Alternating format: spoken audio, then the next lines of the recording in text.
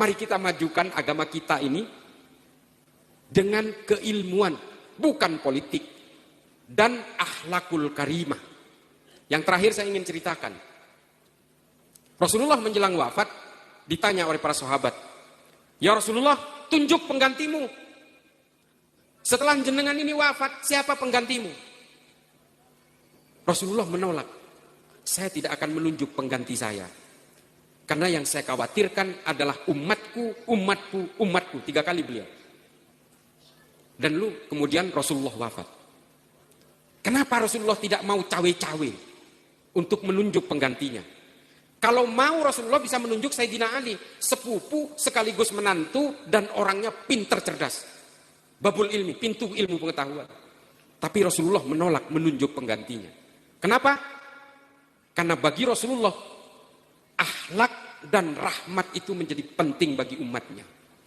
Bukan kekuasaan. Kalau Rasulullah mau, bisa saja menunjuk keturunannya. Atau Sayyidina Ali, bisa. Tapi Rasulullah tidak ingin mewariskan kekuasaan. Rasulullah hanya ingin mewariskan akhlak dan rahmat bagi seluruh umat manusia selanjutnya. Ini Rasulullah.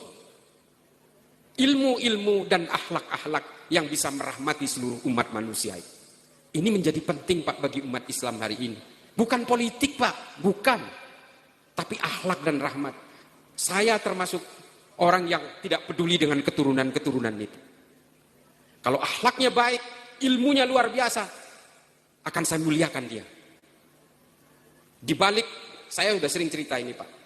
Meskipun saya ditipu berkali-kali oleh Habib,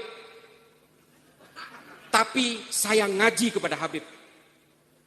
Ini mohon maaf. Saya ngaji Irsyadul Ibad kepada Habib Ali Al-Kaf di Condet. Saya ngaji kitab-kitab tarik kepada Habib Jindan. Bagi saya ukurannya bukan Habibnya, tapi akhlak dan ilmunya. Itu Pak. Jadi Bapak Ibu sekalian, keturunan tidak penting. Akhlak dan ilmu, itulah yang paling penting. Adik-adik sekalian yang masih bersekolah hari ini, kalian sama dengan saya. Saya lahir dan besar di kampung kecil. Saya tidak menemukan listrik sampai saya pindah ke Jakarta. Saya tidak menemukan es batu sampai saya di Jakarta. Saya tidak menemukan teh botol di Madura sampai saya di Jakarta. Saya tidak punya sepatu sampai saya SMP. Saya tidak punya celana panjang selain sarung sampai saya SMA. Itu pun karena ada aturan negara, seragam SMA harus pakai celana.